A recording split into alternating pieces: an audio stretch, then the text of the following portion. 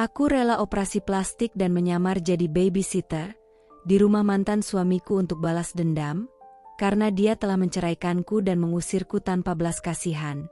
Hanya demi seorang wanita yang ternyata sahabatku. Mereka pun tertawa setelah kepergianku. Assalamualaikum warahmatullahi wabarakatuh. Halo Sobat Cerita Amira. Di sini cerita Amira akan membawamu menyelami kisah yang penuh emosi dan kejutan.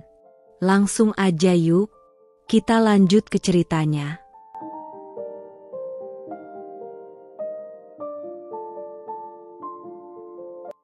Aku adalah Mala, perempuan yang pernah sangat mencintai suamiku, Dion. Tapi cinta itu hancur ketika aku dikhianati dengan kejam. Dion menceraikanku secara sepihak, mengusirku dari rumah tanpa ampun, demi wanita lain, yang ternyata sahabatku sendiri, Niken. Mereka menertawakanku di balik kejatuhanku. Tapi mereka lupa, aku perempuan yang tak akan hancur semudah itu. Aku bangkit. Aku berubah. Aku kembali, bukan sebagai Mala, tapi sebagai Maya, sang babysitter. Ruangan kerja Dion pagi itu terasa dingin, bukan karena pendingin ruangan yang terlalu kuat, melainkan karena aura kebencian yang menggantung di udara. Mala berdiri kaku di hadapan suaminya, matanya berkaca-kaca, memegang sebuah map coklat yang baru saja dilemparkan ke meja oleh Dion. "Apa ini?" Suara Mala bergetar, nyaris seperti bisikan yang tak diizinkan keluar dari kerongkongannya. "Surat cerai," jawab Dion dingin tanpa memalingkan wajahnya dari layar laptop. Tangannya masih sibuk mengetik, seolah apapun yang dirasakan Mala tak lebih penting dari email yang sedang ia susun. Mala menggeleng pelan, napasnya tertahan. "Kamu bercanda, kan?" Akhirnya Dion menatapnya. Mata pria itu tak lagi seperti dulu. Tak ada kasih, tak ada rindu, hanya dingin yang membekukan nyali.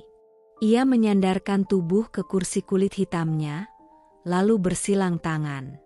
"Aku nggak punya waktu untuk drama, Mala. Tanda tangani saja. Semua sudah kuatur. Kamu tetap dapat bagianmu, rumah, mobil, dan sedikit kompensasi." Sedikit kompensasi. Mala terisak. "Dion, kita sudah menikah 7 tahun. Dan aku sudah menyesalinya selama 5 tahun terakhir," potong Dion tajam. Mala nyaris tersungkur jika tidak berpegangan pada ujung meja. Wajahnya pucat, tangan gemetar, sementara air matanya mulai mengalir tanpa bisa dibendung. Namun belum cukup penderitaannya, pintu ruangan terbuka dan suara langkah tinggi tumit stiletto menggema. Niken masuk dengan senyum mengejek, seperti sudah menanti momen ini. "Oh, jadi ini momen penandatanganannya?" katanya ceria seolah membahas kontrak kerja, bukan perpisahan rumah tangga seseorang. "Niken," desis Mala, berusaha menjaga wibawa yang masih tersisa.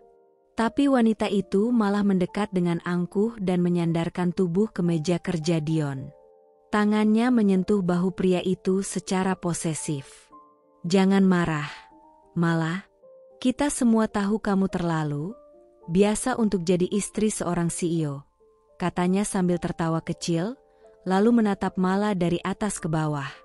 "Penampilanmu, cara bicaramu, bahkan sikapmu terlalu sederhana. Dion butuh pendamping yang bisa tampil, berdiri sejajar dengannya di panggung publik, bukan kamu yang selalu bersembunyi di balik dinding rumah." Mala terdiam.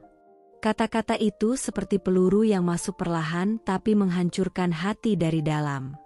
"Aku mencintai Dion," suaranya nyaris tak terdengar. "Cinta?" Niken mencibir. "Cinta tidak cukup, sayang. Apalagi kalau yang mencinta tidak punya nilai lebih." Dion tak menyela. Ia membiarkan semua ucapan Niken meluncur bebas. Bahkan seolah mengiyakan dengan tatapan kosong keluar jendela. Seolah Mala tak lebih dari kesalahan masa lalu yang ingin ia buang. Mala berdiri tegak, meski tubuhnya lemah dan hati compang-camping. Dengan gemetar, ia mengambil pulpen di meja dan menatap kertas cerai di hadapannya.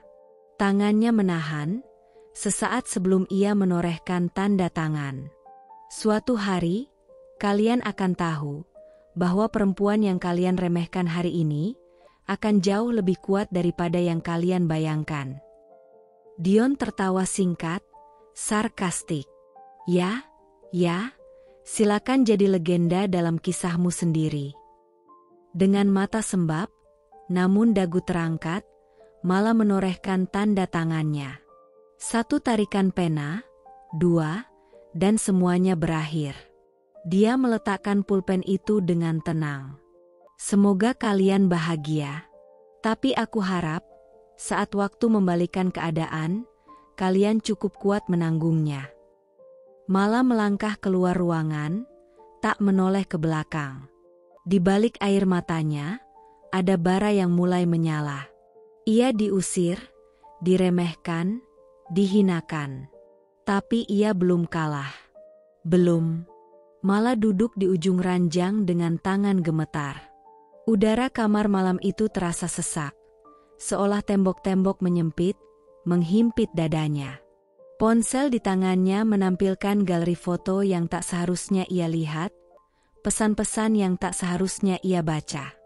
Tapi semuanya nyata. Terlalu nyata untuk diabaikan. Dengan satu sentuhan, layar menampilkan sebuah foto. Dion, suaminya, tengah tersenyum memeluk Niken, sahabatnya sejak SMA, di sebuah villa mewah. Wajah keduanya tampak bahagia, tanpa beban, seolah tak ada yang salah. Padahal saat itu, Mala masih menjadi istri sah. Air mata menetes begitu saja. Jari-jarinya menyapu layar, membuka satu persatu pesan yang berhasil ia temukan dari akun cadangan yang tak sengaja tertaut ke ponsel Dion. Aku nggak sabar kamu resmi cerai dari dia, biar kita nggak perlu sembunyi-sembunyi lagi. Tenang aja, Mala nggak akan pernah tahu. Dia terlalu polos. Kamu jauh lebih segalanya dari dia. Nick, gaya, otak, dan kamu ngerti aku. Mala membekap mulutnya agar isak tak terlalu keras. Napasnya terputus-putus. Dunia yang ia kenal selama ini, rumah tangganya, sahabatnya, kepercayaannya, ternyata adalah panggung sandiwara besar. Dan ia, hanya pemeran figuran yang disisihkan begitu peran utamanya tak lagi menarik. Tangan Mala mengepal. Ia mengingat kembali semua percakapan mereka. Niken yang sering datang ke rumah, tertawa bersamanya, bahkan memberi pelukan saat ia menangis karena konflik dengan Dion. Semua itu bohong. Pintu kamar terbuka pelan. Dion muncul dengan wajah santai, baru pulang dari meeting malam, yang ternyata sudah jadi alasan tetapnya beberapa bulan terakhir. Mas, suara Mala terdengar pelan, tapi dingin. Dion mengangkat alis. Ya? Mala menunjukkan ponsel. 1 foto ditampilkan. Foto saat Dion mencium kening Niken di balkon hotel. Waktu pengambilan foto, 2 tahun lalu. Saat Mala masih sibuk merawat Dion yang baru bangkit dari kebangkrutan. Wajah Dion berubah pucat, tapi hanya sedetik. Setelah itu ia menghela napas kasar. Kamu ngapain buka-buka yang bukan urusanmu? Bukan urusanku? Suara Mala melengking, akhirnya pecah. Kamu suamiku. Niken sahabatku. Apa ada yang lebih pantas dari ini untuk kusebut urusanku? Dion mengusap wajah, gusar. Mala, kamu terlalu emosional. Kamu nggak akan ngerti. Oh, aku ngerti. Ucap Mala, nadanya menurun, tapi matanya tajam. Kamu selingkuh, Dion. Kamu hianatin aku sama perempuan yang aku percaya. Perempuan yang jadi tempat aku curhat soal kamu. Dan dia memelukku sambil menyimpan pisau di punggungku. Sudah, hentikan dramanya. Dion mendekat. Kamu sudah tanda tangan surat cerai, kan? Jangan cari masalah lagi. Mala menatap pria itu, matanya penuh luka. Tapi kali ini, luka itu tak membuatnya lemah. Luka itu membuatnya bangkit. Aku memang sudah tanda tangan, tapi bukan berarti aku akan diam. Kalian pikir aku akan terpuruk? Tidak. Aku akan bangkit. Dan saat itu terjadi, Dion, Niken, kalian akan melihat perempuan yang kalian remehkan berdiri lebih tinggi dari pengkhianatan kalian. Tanpa menunggu jawaban, Mala melangkah keluar dari kamar. Dari rumah. Dari semua kebohongan yang selama ini ia pertahankan demi cinta. Malam itu ia berjalan tanpa arah, tapi dengan tujuan baru dalam hatinya. Membuktikan bahwa dikhianati bukan akhir dari cerita. Justru awal dari pembalasan paling anggun, kesuksesan. Mala terduduk di lantai ruang tamu yang kini kosong. Dinding-dinding yang dulu dipenuhi foto keluarga, kini hanya menyisakan paku-paku yang menjulang hampa. Tak ada lagi sofa empuk, tak ada rak buku, tak ada karpet hangat tempat ia biasa meringkuk membaca saat hujan. Semua telah disita. Ia menggenggam surat pemberitahuan dari pengacara Dion. Singkat, dingin, dan tak berperasaan. Berdasarkan perjanjian cerai yang Anda tanda tangani, segala bentuk properti dan aset yang terdaftar atas nama PT Dwi Karya Abadi, termasuk rumah, kendaraan, dan fasilitas, tidak lagi menjadi milik Anda. Tangannya gemetar. Ia tak ingat pernah menyetujui klausul itu. Tapi kini ia tahu, surat cerai yang diteken dalam tekanan dan emosi hanyalah bagian dari permainan kotor Dion untuk menyingkirkannya tanpa jejak. Bahkan gaji terakhir dari posisinya sebagai manajer keuangan di perusahaan milik Dion pun tak pernah dibayarkan. Maaf, Bu Mala, Pak Dion sudah menggantikan Ibu dengan staf baru. Kami hanya menjalankan perintah. Suara sekretaris kantor masih terngiang jelas di kepalanya. Mala kini benar-benar sendiri. Tak punya rumah, tak punya pekerjaan, dan tak tahu harus pergi kemana. Semua rekening dibekukan.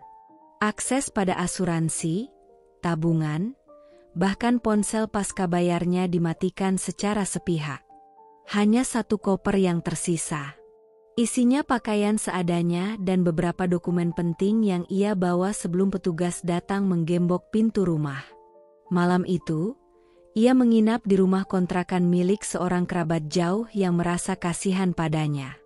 Sebuah rumah kecil di gang sempit, beratap seng, dengan lantai keramik yang sudah pecah di beberapa sudut. Tangisnya pecah saat air hujan mulai menetes dari langit-langit.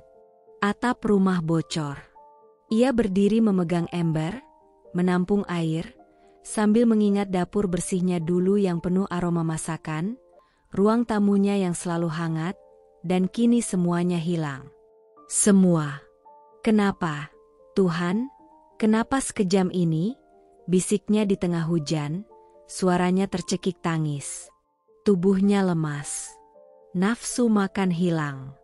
Hari-harinya hanya berlalu dengan memeluk diri sendiri, termenung tanpa arah, dan bertanya dalam hati, apa aku seburuk itu sampai harus dijatuhkan serendah ini? Ia menatap wajahnya di cermin kecil di kamar mandi. Mata bengkak, pipi cekung, bibir kering. Bukan Mala yang dulu, bukan wanita elegan yang dulu berdiri di sisi seorang CEO, menjadi ibu rumah tangga yang terhormat. Kini ia hanya sosok lusuh. Dipenuhi luka, dikhianati, dan dijatuhkan sampai ke titik terendah. Hampir setiap malam ia menangis dalam sunyi. Kadang ia merasa ingin mengakhiri semuanya. Tapi entah kenapa, selalu ada bisikan kecil dalam hatinya yang berkata, jangan mati hanya untuk membalas orang yang membuangmu. Bangkitlah. Buktikan bahwa kamu lebih dari yang mereka kira. Dan dari dasar keterpurukan itulah, perlahan, Mala mulai menyalakan cahaya kecil dalam kegelapannya.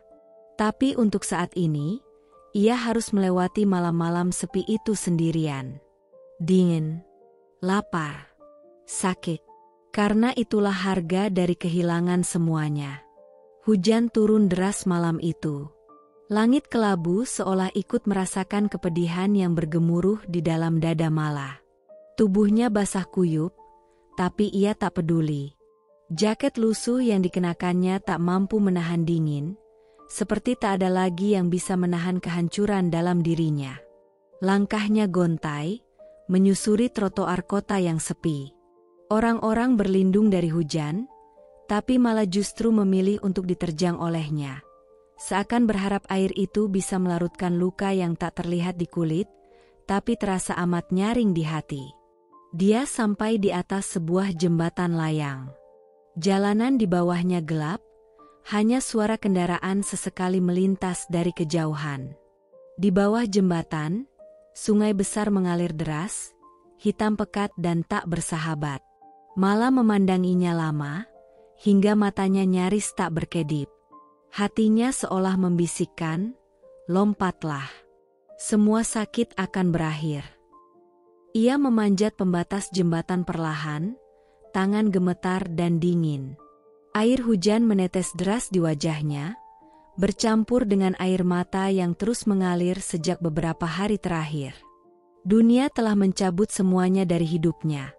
Rumah mewah yang dulu ia jaga, pekerjaannya, kehormatannya, harga dirinya. Dion, pria yang pernah ia cintai sepenuh hati, bukan hanya mengkhianatinya dengan wanita yang ia anggap sahabat sendiri, tapi juga menggusurnya dari segala hal yang mereka bangun bersama. Rumahnya disita, rekeningnya dibekukan, bahkan pekerjaannya dipecat dengan cara yang kejam dan memalukan. Kini ia tak punya siapa-siapa. Tak ada tempat pulang. Tak ada pelukan. Tak ada suara yang berkata, "Aku di sini untukmu." Tangannya menggenggam besi pembatas jembatan lebih erat. Tubuhnya mulai miring ke depan. Napasnya tercekat. Jantungnya berdebar kencang, tapi bukan karena takut, melainkan karena ingin segalanya benar-benar berakhir. Namun tiba-tiba, suara lirih tapi kuat terdengar dari balik hujan. "Enduk, jangan." Mala tertegun.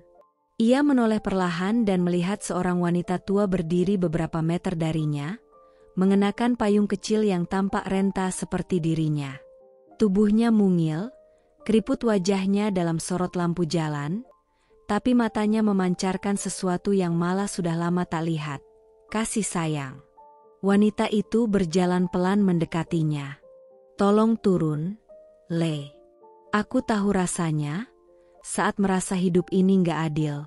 Saat gak ada lagi yang bisa digenggam. Tapi bunuh diri bukan jawaban, Enduk. Kamu cuma butuh orang yang dengar kamu." Air mata Mala kembali jatuh. Kali ini tak bisa dikendalikan. "Ibu gak kenal saya, kenapa peduli?" Suaranya parau, tubuhnya masih setengah menggantung di sisi jembatan. Si ibu tersenyum lembut, tapi ada luka dalam senyumnya. "Karena aku pernah berdiri di tempatmu. Dulu, aku juga pernah berdiri di tepi dunia, dan berharap semuanya selesai. Tapi ada orang asing yang cegah aku. Sekarang, giliran aku yang mencegah kamu." Hujan makin deras. Lampu jalan redup, udara menusuk tulang. Tapi pelan-pelan, tangan Mala terlepas dari pembatas besi. Ia turun, lututnya goyah, dan jatuh berlutut di tengah jembatan. Ia menangis sekeras-kerasnya. Bukan hanya karena rasa sakit, tapi karena untuk pertama kalinya ada seseorang, bahkan orang asing, yang mengulurkan tangan, bukan untuk menghakimi, tapi untuk menolong. Tanpa banyak bicara, wanita tua itu memayungi tubuh Mala, lalu memeluknya erat. Di bawah guyuran hujan yang tak kenal ampun, dua perempuan dengan luka berbeda saling memeluk dalam sunyi. Satu nyaris kehilangan nyawa, yang lain mencoba mengembalikan makna hidupnya. Mala terbangun keesokan paginya di sebuah rumah sederhana di ujung gang kecil. Bau minyak kayu putih dan aroma jahe menyambutnya. Langit-langit kayu tampak usang, tapi nyaman. Di atas tikar, ia terbaring dengan selimut tipis menyelimuti tubuhnya yang masih menggigil. Suara dari dapur terdengar jelas, ada yang sedang menjerang air. Tak lama, wanita tua itu muncul sambil membawa semangkuk bubur hangat. "Sudah bangun, Enduk?" tanyanya hangat. "Ayo, makan dulu. Kamu butuh tenaga." Mala menatap wanita itu dalam diam. Matanya membasah, dadanya terasa sesak oleh rasa syukur. Ia masih hidup. Ia masih diberi kesempatan. Dan di depan matanya, ada seseorang yang bahkan tanpa alasan, telah memilih untuk menolongnya. "Terima kasih, Bu," katanya lirih. "Kalau saja Ibu nggak datang malam itu, saya..." Wanita itu hanya tersenyum. "Enduk, hidup memang kadang kejam. Tapi bukan berarti kamu kalah. Orang-orang jahat bisa merebut hartamu, suamimu, bahkan harga dirimu. Tapi yang gak bisa mereka rebut, adalah pilihanmu untuk bangkit." Air mata malah jatuh lagi, tapi kali ini bukan karena putus asa, melainkan karena harapan yang kembali hadir. Dalam kehangatan semangkuk bubur dan kebaikan seorang wanita yang tak punya hubungan darah, Mala menemukan sesuatu yang lebih besar dari harta, kesempatan untuk hidup kembali. Hari itu, Mala sedang menyapu halaman rumah sederhana milik Mbah Lastri, wanita tua yang telah menjadi penyelamat sekaligus ibu kedua baginya. Sudah hampir 2 bulan sejak malam kelam di jembatan itu. Luka di hati Mala memang belum sepenuhnya pulih. Namun ia sudah tidak lagi terpuruk di balik dinding kamar. Ia mulai memasak, membersihkan rumah, bahkan membantu Mbah Lastri menjual jamu keliling.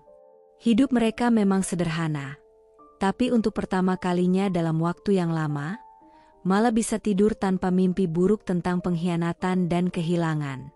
Namun pagi itu, saat Mala beristirahat di beranda sambil menyeruput teh hangat, ponsel jadul pinjaman dari Mbah Lastri berbunyi.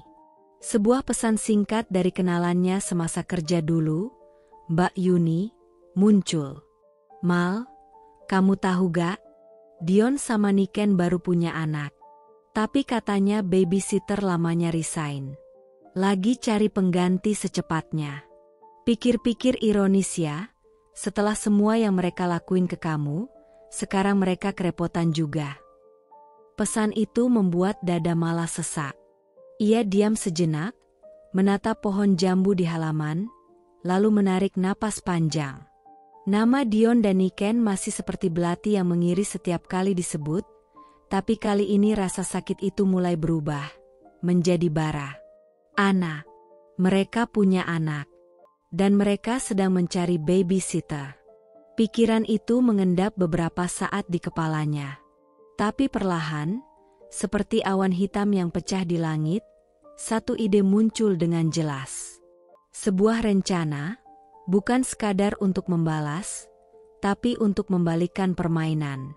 Kalau mereka pikir aku sudah mati, maka mereka takkan pernah menduga aku akan kembali, justru di dalam rumah mereka sendiri. Mala meneguk teh terakhirnya. Tangannya mengepal di pangkuan, tatapannya tak lagi lemah. Ia bangkit dari duduk, masuk ke dalam kamar, lalu membuka kotak kecil berisi sisa-sisa identitas lamanya. Di sana masih ada KTP, ijazah, dan satu pas foto yang cukup layak untuk kembali digunakan. Ia berdiri di depan cermin kecil, menatap wajahnya sendiri. Wajah yang pernah lusuh, kini mulai kembali segar. Ia belum sepenuhnya pulih, tapi sudah cukup kuat untuk menghadapi dunia. Dulu, aku datang ke rumah itu sebagai istri. Kali ini aku akan datang sebagai orang asing. Tapi mereka akan tahu bahwa perempuan yang mereka injak bisa bangkit lebih tinggi dari yang pernah mereka bayangkan. Malam itu, Setelah menyiapkan dokumen secukupnya, Mala menulis ulang CV dengan nama panggilan yang berbeda, Lina. Ia mencantumkan alamat baru, latar belakang sebagai mantan babysitter anak ekspatriat, dan satu nomor kontak yang ia pinjam dari tetangga Mbah Lastri yang bersedia membantunya. Ia tahu risiko dari rencananya, bermain dengan api. Tapi baginya, ini bukan tentang balas dendam semata. Ini tentang harga diri. Tentang menatap mata orang-orang yang telah membuangnya dan berkata, tanpa suara, aku belum kalah. Mbah Lastri memperhatikan gerak-gerik malam-malam itu.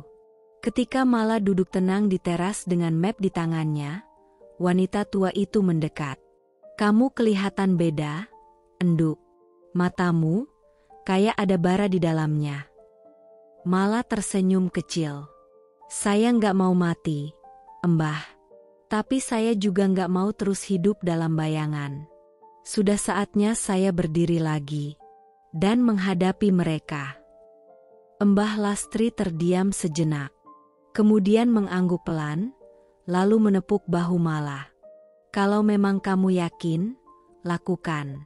Tapi jangan pakai dendam untuk menyakiti, pakai untuk menunjukkan siapa kamu sebenarnya.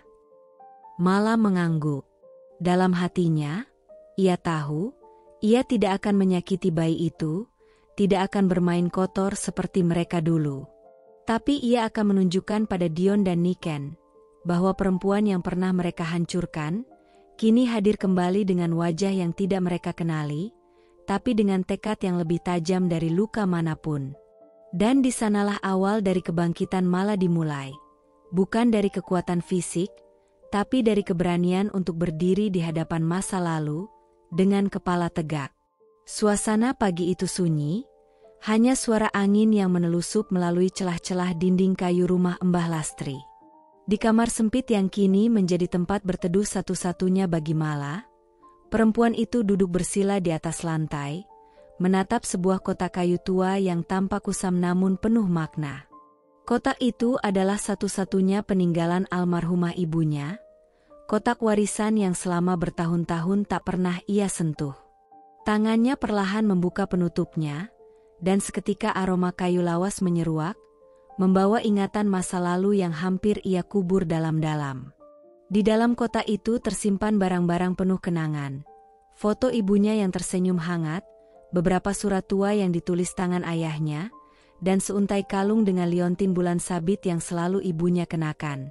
Di balik kain beludru merah yang melapisi dasar kotak, tergeletak beberapa perhiasan emas. Anting-anting, gelang, cincin, semua warisan turun-temurun dari keluarga ibunya. Ia menatap perhiasan itu lama, sebelum akhirnya menarik napas panjang dan memejamkan mata. Mala menggenggam kalung itu erat. Ia masih ingat kata-kata terakhir ibunya sebelum meninggal. Nak, simpan ini baik-baik.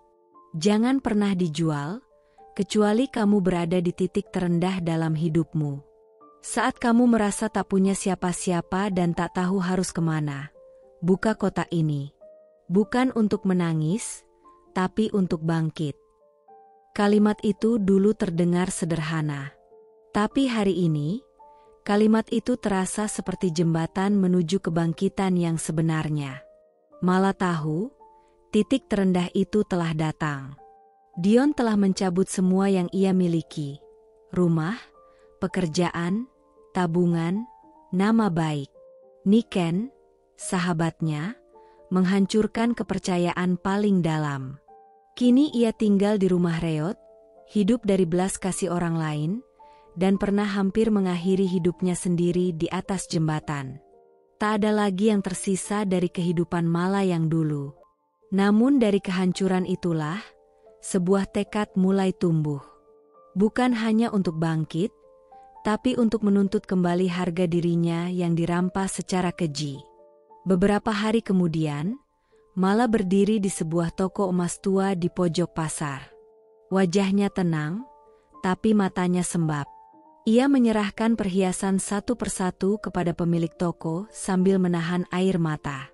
Uang hasil penjualan itu cukup besar, cukup untuk tiket pesawat pulang pergi, biaya hidup selama beberapa bulan, dan satu hal yang telah ia pikirkan matang-matang, operasi plastik total. Ia tak hanya ingin kembali sebagai perempuan yang terpuruk, ia ingin lahir kembali sebagai sosok baru, yang tak dikenali siapapun, tapi membawa bara dendam yang tak padam. Ia menghubungi sebuah klinik bedah ternama di Bangkok, Thailand, tempat yang dikenal luas sebagai pusat transformasi wajah dan tubuh paling mutakhir di Asia. Dengan identitas dan data pribadi yang disesuaikan, ia membuat janji, mengurus paspor, dan menyiapkan keberangkatannya diam-diam. Hanya Mbah Lastri yang tahu rencananya. Perempuan tua itu tak melarang, hanya menggenggam tangan Mala erat malam sebelum keberangkatan. Kalau ini caramu menyembuhkan luka, Mbah cuma bisa mendoakan. Tapi ingat, Enduk, jangan sampai wajah barumu menghapus hatimu yang dulu. Mala mengangguk.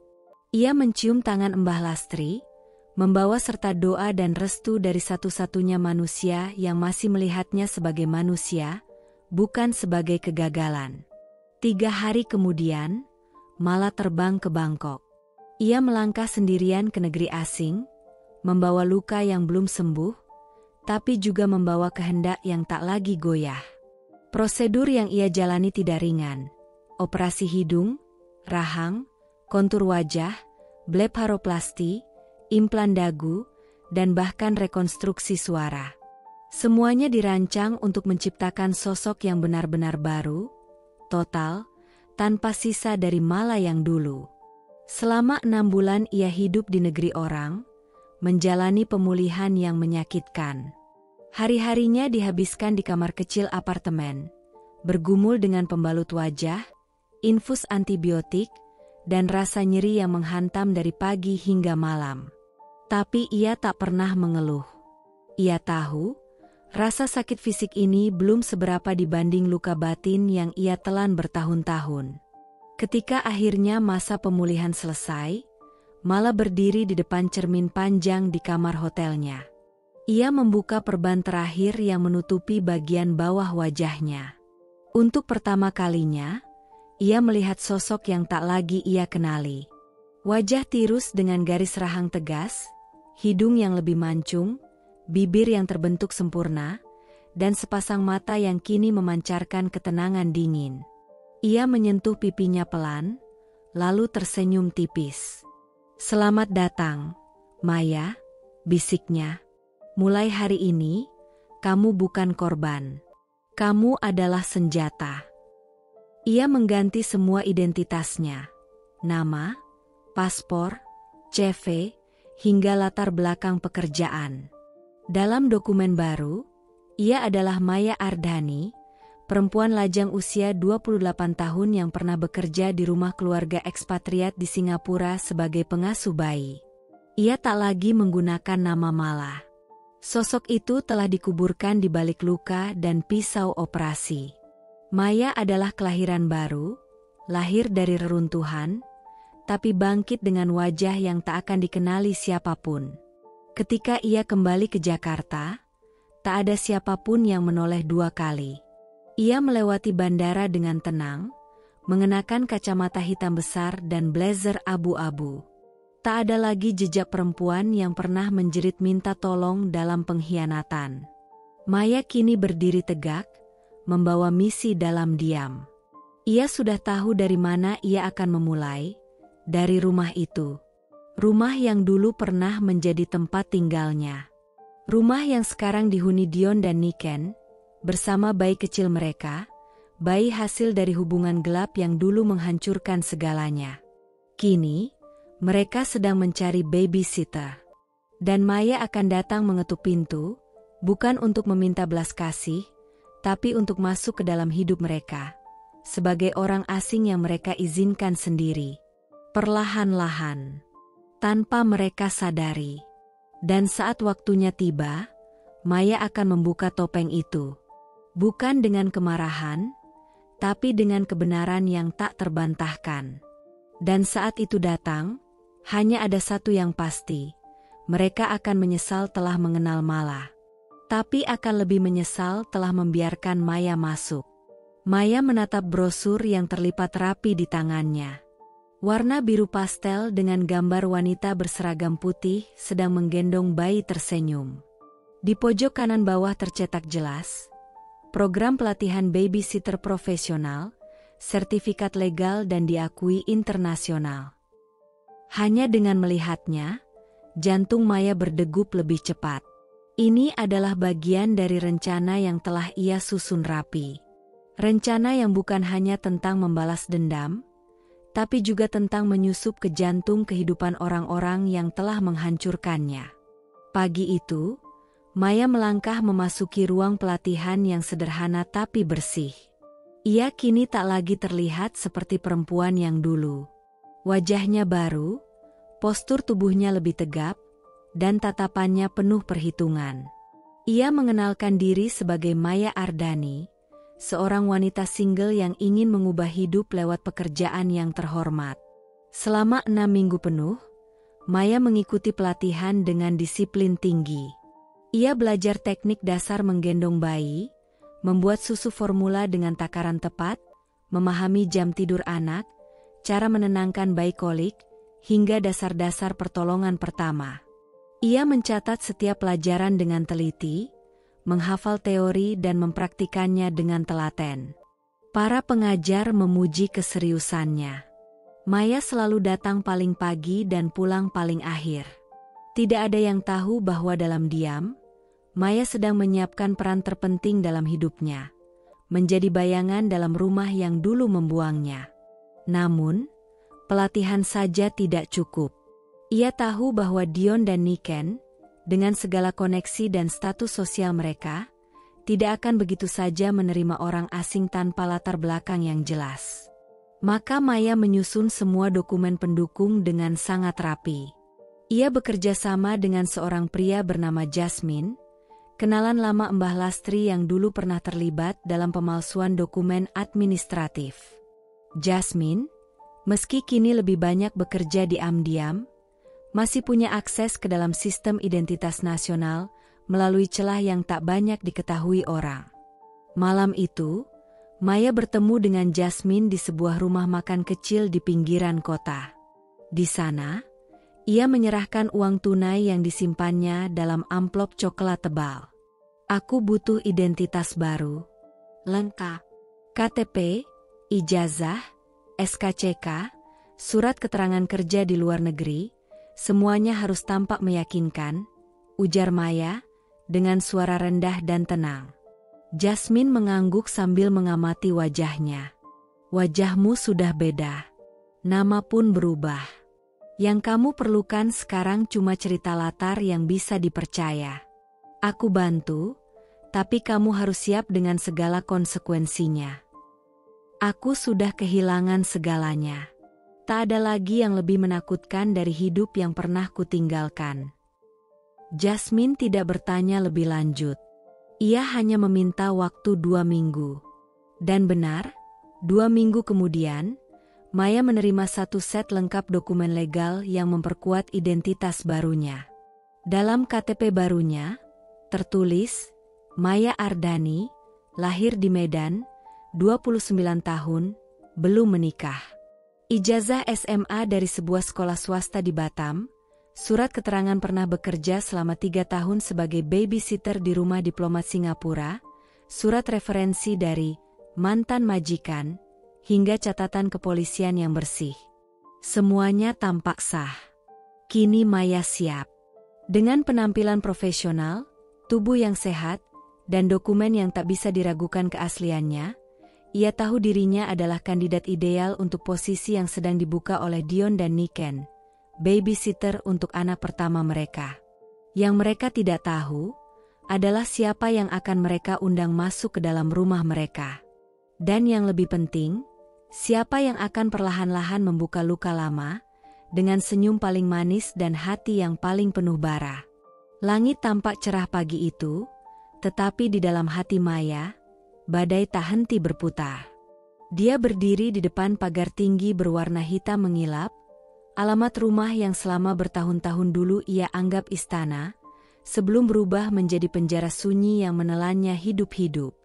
Kini, Rumah itu bukan lagi miliknya.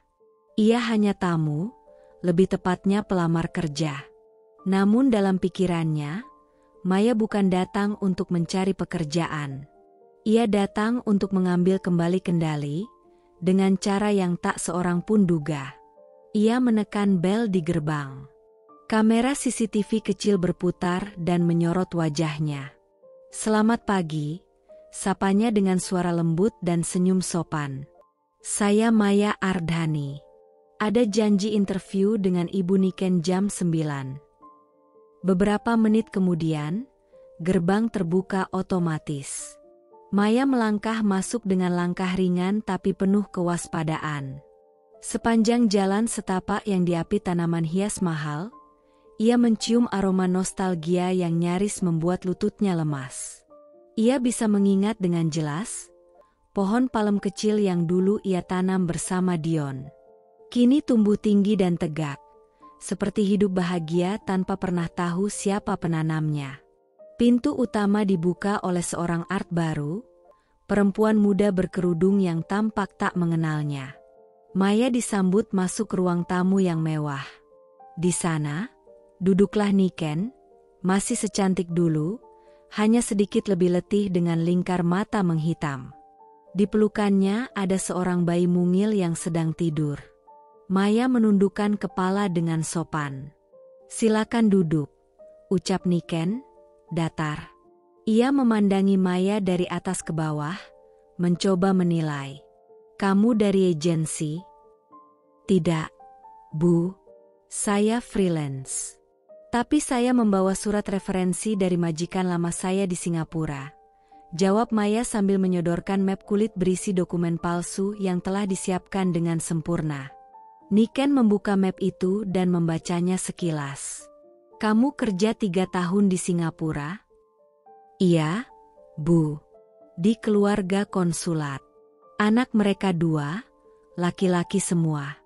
Usia 3 dan 5 saat saya mulai," jelas Maya, sambil menahan detak jantungnya agar tetap stabil.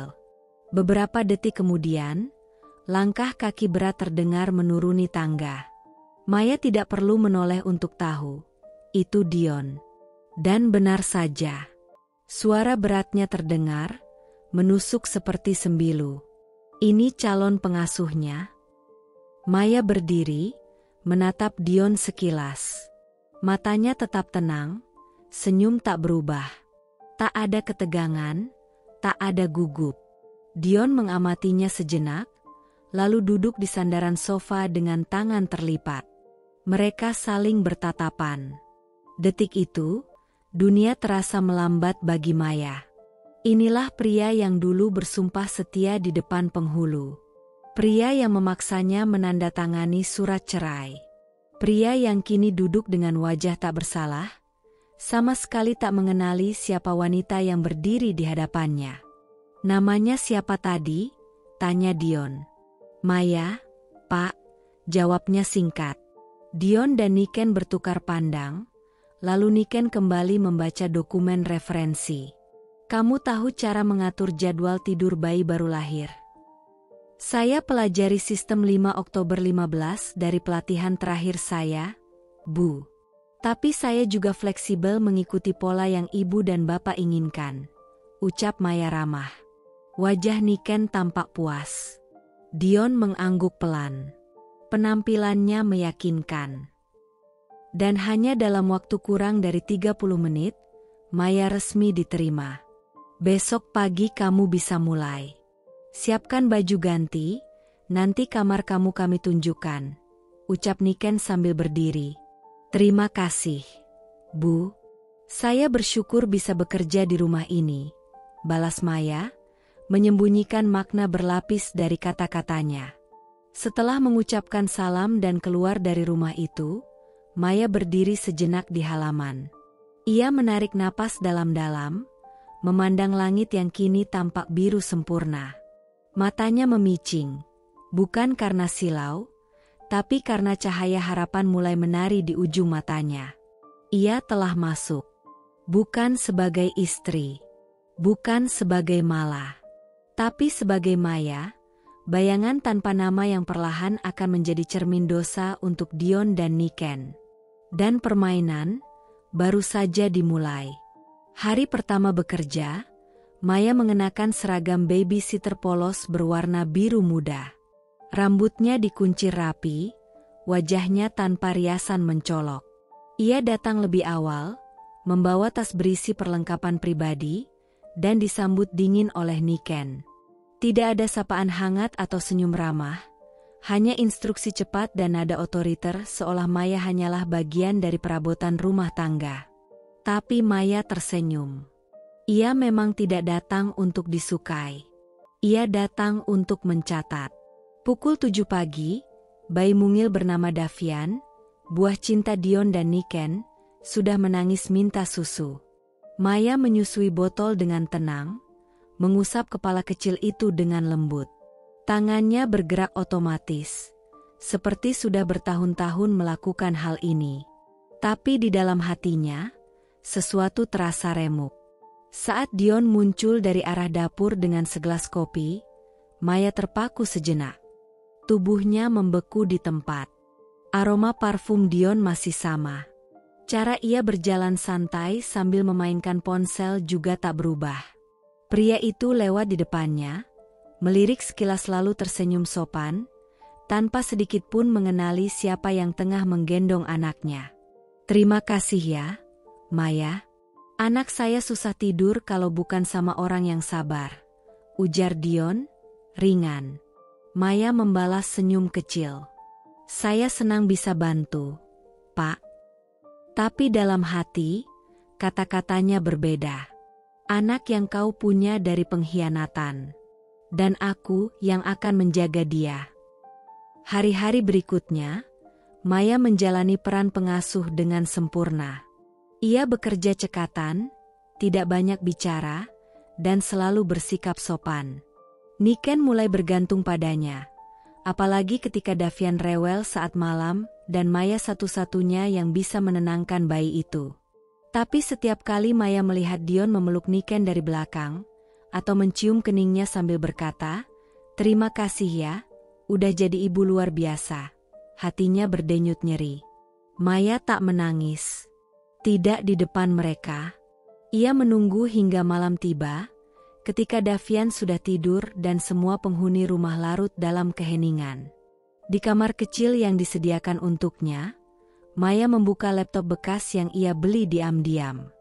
Di sanalah ia mulai mengarsipkan rekaman suara percakapan, salinan dokumen keuangan, dan semua jadwal Dion pulang malam yang tak sesuai dengan jadwal kerja resminya.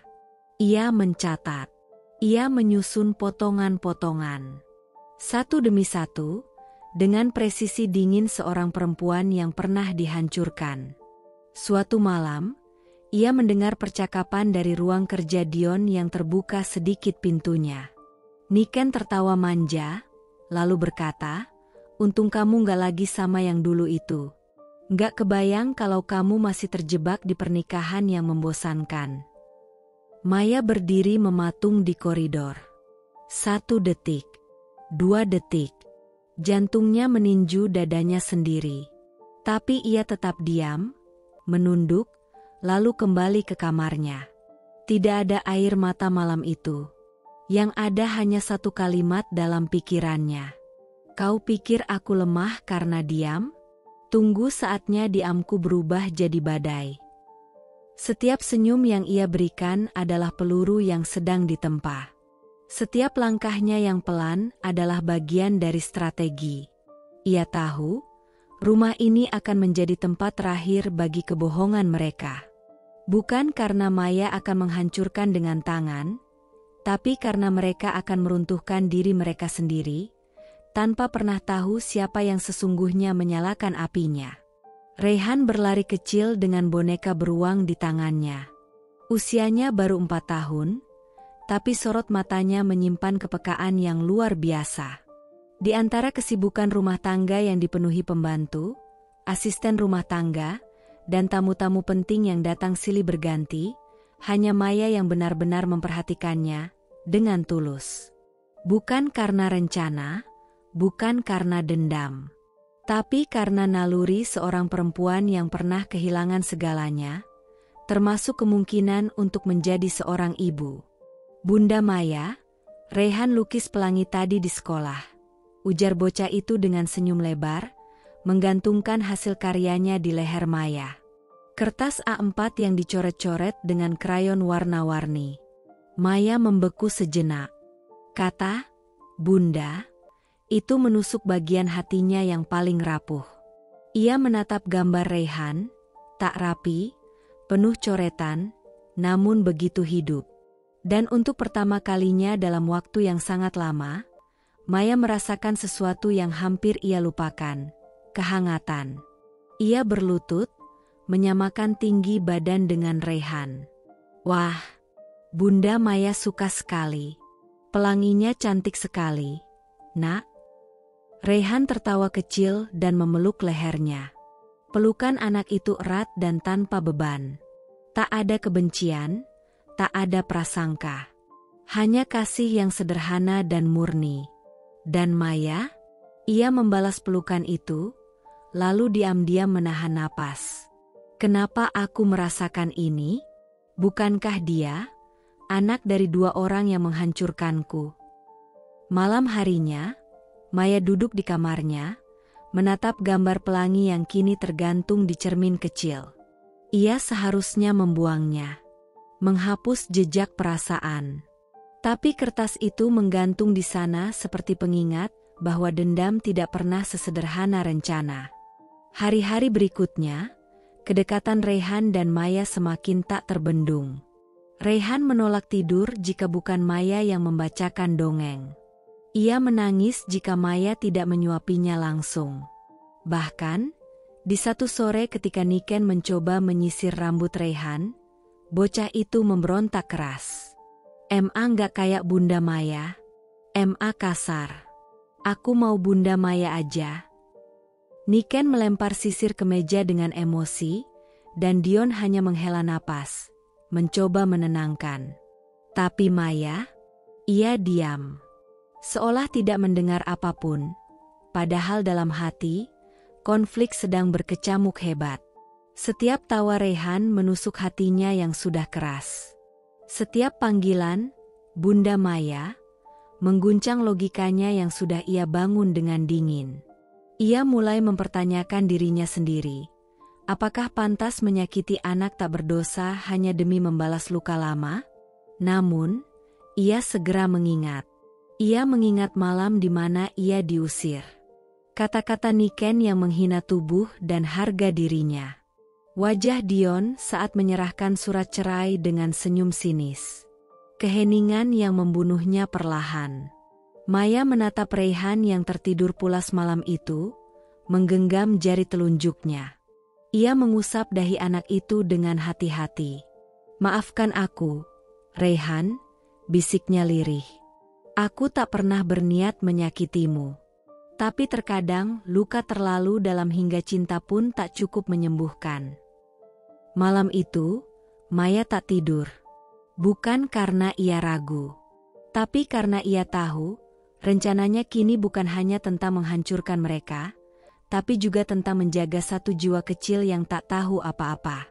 Raihan telah menjadi variabel baru dalam permainannya. Dan itu membuat segalanya menjadi jauh lebih rumit. Langit malam diguyur gerimis. Suara rintiknya mengalun pelan di luar jendela, mengisi kesunyian rumah mewah yang mulai terlelap. Di dalam kamar Raihan, Maya menepuk-nepuk punggung bocah itu dengan lembut hingga nafasnya teratur. Setelah memastikan anak itu benar-benar tertidur, Maya berdiri perlahan. Ia mengambil napas dalam-dalam, lalu melangkah keluar kamar.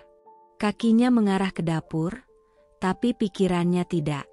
Matanya tertumbuk pada cahaya redup yang menyelinap dari balik pintu ruang kerja Dion di lantai bawah. Pintu itu setengah terbuka. Dan untuk pertama kalinya sejak ia tinggal di rumah ini, Maya merasa terdorong untuk masuk. Langkahnya ringan, hampir tak bersuara. Ia berdiri di ambang pintu, memandangi ruangan yang dulu hanya bisa ia lihat dari kejauhan. Rak-rak buku berjejer rapi, Dua komputer menyala standby, dan di atas meja kaca yang mengkilap, tergeletak sebuah map merah yang terbuka sebagian. Seperti sengaja diletakkan agar terlihat, namun tak sepenuhnya disembunyikan. Maya melirik ke sekitar, hening. Dion sudah di kamar bersama Niken, mungkin tertidur setelah pulang larut seperti biasa. Ia masuk perlahan, dan jemarinya yang semula ragu akhirnya menyentuh map itu.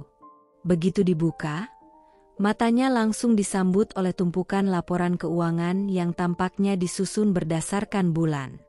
Tapi semakin lama ia membaca, semakin kacau angka-angka itu terlihat. Ada transaksi masuk dan keluar dalam jumlah besar yang tidak sesuai dengan laporan kas. Nama-nama perusahaan vendor yang terdengar asing. Dan saat Maya mengingat-ingat, beberapa di antaranya bahkan tak pernah terdaftar secara legal. Beberapa halaman berikutnya memperlihatkan grafik pertumbuhan laba bersih perusahaan yang melambung terlalu tinggi, jauh dari realistis. Dan di lembar paling belakang, ia menemukan selembar memo tempel dengan tulisan tangan yang dikenalnya dengan baik, tulisan Dion. Transfer dana ke akun luar negeri minggu depan. Jangan gunakan rekening utama. Pastikan salinan laporan asli dihancurkan. D. Darah Maya terasa berhenti mengalir. Ia tidak tahu mana yang lebih menusuk. Fakta bahwa Dion memalsukan laporan keuangan perusahaan yang mereka bangun bersama, atau kenyataan bahwa ini adalah celah pertama yang bisa ia manfaatkan untuk menjatuhkannya dengan cara paling menyakitkan. Jemarinya gemetar, tapi tatapannya tajam. Ia tahu, jika ia hanya mengambil dokumen ini dan kabur, Dion pasti bisa memutarbalikkan keadaan. Tapi jika ia menyimpan bukti, menunggu saat yang tepat, maka ini bisa menjadi senjata paling mematikan dalam perang yang sedang ia susun. Dengan cepat namun hati-hati, Maya mengambil ponsel kecil yang diselipkannya di balik apron. Ia memotret halaman demi halaman, lalu mengunggahnya ke akun email rahasia dengan nama penyamar, mayalilin1990@protonmail.com. Ia menyimpan semua dokumen digital itu di folder terenkripsi dengan judul polos, resep kue tradisional. Setelah semuanya terdokumentasi, ia menutup map dan menyusunnya kembali seolah tak tersentuh. Ia melangkah keluar, menutup pintu ruang kerja perlahan, lalu kembali ke kamarnya tanpa suara. Di balik selimut, Maya tidak langsung tidur. Matanya menatap langit-langit, pikirannya berputar cepat. Paginya, suasana rumah berubah drastis. Dion sibuk menerima telepon sejak fajar. Suaranya terdengar tinggi dan penuh tekanan. Siapa yang membocorkan laporan itu? Ini rahasia level direktur. Paham? Bentaknya di telepon. Audit internal? Sekarang? Ia berjalan mondar-mandir, tak menyadari Maya berdiri di dekat meja makan sambil menyuapi Reyhan. Tatapan Maya tampak tenang, bahkan datar. Namun di balik senyum tipisnya, ada badai yang sedang ia kendalikan dengan dingin. Niken lewat dengan wajah bingung. Kenapa si Dion pagi-pagi udah kayak orang kebakaran jenggot? Keluhnya sambil memeriksa ponselnya. Masalah kantor lagi? Dion hanya mengangguk tanpa menjawab. Pikirannya jelas sedang kalut. Ia tidak tahu bahwa api yang membakar kantornya pagi itu berasal dari perempuan yang sekarang sedang memotong buah untuk anaknya dengan tatapan netral. Perempuan yang dulu ia usir, hina, dan hancurkan hidupnya. Dan sekarang, kini ia duduk di meja makan rumahnya, menggendong anaknya sendiri, sambil menyusun langkah selanjutnya. Dalam hati Maya bergumam pelan, dulu aku disingkirkan tanpa ampun. Sekarang aku yang memegang rahasia yang bisa menguburmu selamanya. Dan untuk pertama kalinya sejak ia kembali, Maya tahu, ini bukan lagi soal luka lama. Ini sudah menjadi soal keadilan yang harus dibayar lunas. Hari itu langit Jakarta mendung. Suasana rumah besar Dion terasa lebih dingin dari biasanya, Bukan karena cuaca, melainkan karena firasat aneh yang sejak pagi menyelimuti hati Maya. Beberapa minggu terakhir, ia memperhatikan pola yang sama. Dion pulang lebih larut dari biasanya. Sering membawa pulang aroma parfum wanita yang bukan milik Niken, dan kadang tersenyum sendiri saat membuka pesan di ponselnya. Maya bukan lagi Mala yang naif. Kini, ia mengamati dengan mata yang tajam dan hati yang membatu. Suatu malam, saat sedang membersihkan ruang kerja Dion seperti biasa, Maya menemukan casing ponsel Dion tergeletak tanpa sengaja di laci terbuka. Ponselnya tak terkunci. Entah karena Dion terlalu percaya diri, atau karena merasa tak ada ancaman nyata di dalam rumah. Maya hanya perlu waktu singkat untuk menemukan sebuah chat dengan nama Dina Sekretaris yang tidak wajar. Chat itu dipenuhi stiker-stiker genit, emoji ciuman, dan kalimat yang membuat jantung Maya menegang. Sayang, jangan lupa bawa wine favorit kita malam ini. Udah nggak sabar ketemu kamu di apartemen memberikan ciuman. Maya tersenyum tipis. Luka lama yang hampir kering kembali disayat. Tapi kali ini, ia tidak menangis. Ia tidak marah. Ia hanya berdiri diam dengan tatapan beku. Orang seperti kau tak akan pernah berubah, Dion, bisiknya lirih. Keesokan harinya, Maya menyelinap keluar rumah sepagi mungkin dengan alasan belanja bahan makanan. Tapi alih-alih ke pasar, ia pergi ke toko elektronik yang biasa menjual perlengkapan CCTV tersembunyi. Dengan uang simpanannya, ia membeli sebuah kamera mungil yang bisa disamarkan dalam vas bunga kecil. Lensa kamera itu hanya sebesar ujung pensil, namun mampu merekam dalam kualitas HD dan terhubung langsung ke ponselnya. Malam harinya, Maya memanfaatkan saat rumah sepi. Ia masuk ke ruang kerja Dion, menyusun kembali meja dengan rapi, dan meletakkan vas bunga yang kini berisi mata kecil di pojok rak buku yang menghadap langsung ke sofa dan meja kerja. Di sanalah Dion sering menerima tamu, baik yang resmi maupun yang rahasia. Dan benar saja, hanya 2 hari kemudian, Maya menerima notifikasi dari aplikasi kamera di ponselnya. Rekaman aktif, gerakan terdeteksi, pukul 20.43 WIB. Dengan tangan dingin, Maya membuka siaran langsung dari kamera. Dan di sanalah ia melihatnya. Dion, duduk santai di sofa dengan segelas anggur merah di tangan, berhadapan dengan seorang wanita muda berambut panjang, mengenakan blus putih ketat dan rok selutut, Dina, sekretaris pribadinya yang baru. Dina duduk terlalu dekat, terlalu nyaman. Tak lama, Dion menyentuh pipinya, lalu menyelipkan helaian rambut wanita itu ke belakang telinga dengan lembut. Mereka tertawa, saling menyuap buah anggur, lalu berciuman seolah ruangan itu bukan ruang kerja, melainkan kamar hotel. Maya tak mengalihkan pandangannya sedikit pun. Tak ada air mata, tak ada amarah yang meledak. Hanya diam. Sunyi. Tapi bukan sunyi yang lemah.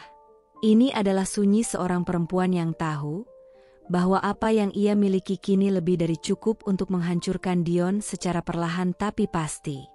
Maya menyimpan semua rekaman itu di hard disk eksternal dan menggandakannya ke 2 cloud drive berbeda.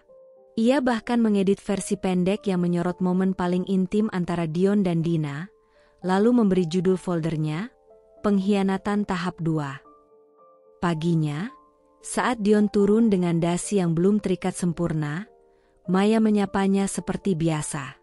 Pak Dion mau sarapan dulu atau langsung berangkat? Tanyanya sopan, penuh hormat. Dion hanya mengangguk, mengambil kopi dari tangan Maya tanpa curiga sedikit pun. Langsung aja, gue buru-buru, gumamnya, sambil mengecek notifikasi di ponselnya. Maya menunduk kecil, menyembunyikan senyum dinginnya. Baik, Pak. Hati-hati di jalan. Dan hati-hati pula, saat topengmu mulai aku buka satu persatu. Kini Maya tahu, dendam bukan hanya tentang membalas rasa sakit. Dendam adalah seni, dan ia sedang melukisnya dengan sangat teliti. Sudah hampir 2 bulan Maya berada di rumah Dion sebagai pengasuh Rayhan. Dalam diam, ia menyerap segala dinamika rumah tangga majikannya, kemesraan palsu, percakapan-percakapan yang terasa dipaksakan, dan perubahan kecil yang tak akan disadari siapapun, kecuali seseorang yang pernah disakiti oleh keduanya. Malam itu, rumah terasa sepi. Dion pergi keluar kota untuk urusan bisnis, dan Rayhan sudah tertidur pulas setelah dibacakan dongeng oleh Maya. Saat Maya melintasi ruang keluarga hendak kembali ke kamarnya, ia melihat cahaya samar dari ruang kerja Niken yang biasanya selalu gelap ketika Dion tak ada. Pintu sedikit terbuka, dan dari balik celah itu, Maya melihat sesuatu yang tak biasa. Niken duduk di depan laptop, tertawa kecil sambil mengenakan gaun tidur yang terlalu mewah untuk malam sendiri. Di tangannya, segelas wine putih berkilau. Rasa penasaran Maya mengalahkan rasa canggungnya. Esoknya, saat Niken pergi ke salon langganannya, Maya menyelinap masuk ke ruang kerja itu. Ia tahu Niken jarang mengganti password, karena terbiasa percaya pada kemewahan dan kekuasaan untuk melindunginya dari skandal. Dan benar saja, laptop itu terbuka dengan password yang sama seperti 2 tahun lalu, nama belakang ibunya. Dalam hitungan detik, Maya masuk ke akun email dan pesan pribadi milik Niken. Jantungnya berdegup cepat. Matanya terpaku pada percakapan di folder rahasia dengan nama kontak, MRA. Percakapan itu penuh dengan kata-kata rayuan, janji-janji manis, dan permintaan transfer uang dalam jumlah besar. Sayang, aku butuh tambahan 300 juta. Proyek villa di Bali itu harus segera cair. Nanti malam kamu ke hotel yang biasa, kan? Aku udah siap dengan lingerie baru. Ingat ya, jangan sampai Dion tahu. Dia masih mikir aku setia. Maya mematung. Tangannya gemetar saat membaca setiap kalimat. Tidak hanya Dion yang berselingkuh. Niken pun tidak lebih baik. Bahkan lebih keji, ia menjual tubuhnya demi kelangsungan proyek bisnis yang bukan miliknya, demi koneksi para pejabat, demi mempertahankan gaya hidup mewah yang dibangun di atas reruntuhan rumah tangga orang lain.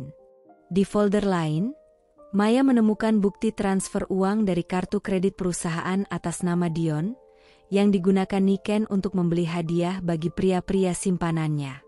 Ada foto-foto yang terlalu intim, tagihan hotel bintang 5, dan tiket penerbangan ke luar negeri hanya untuk 2 orang.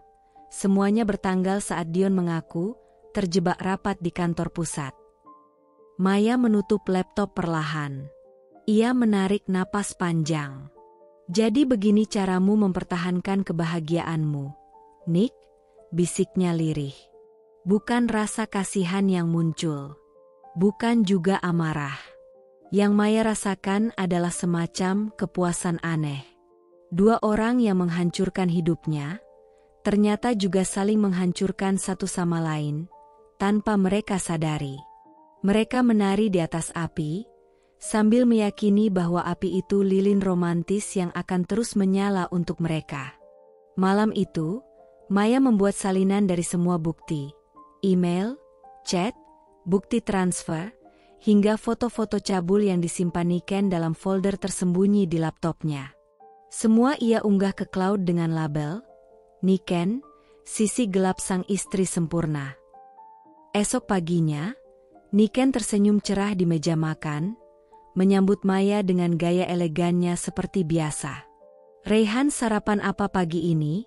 Tanyanya, menyapu rambutnya ke belakang telinga.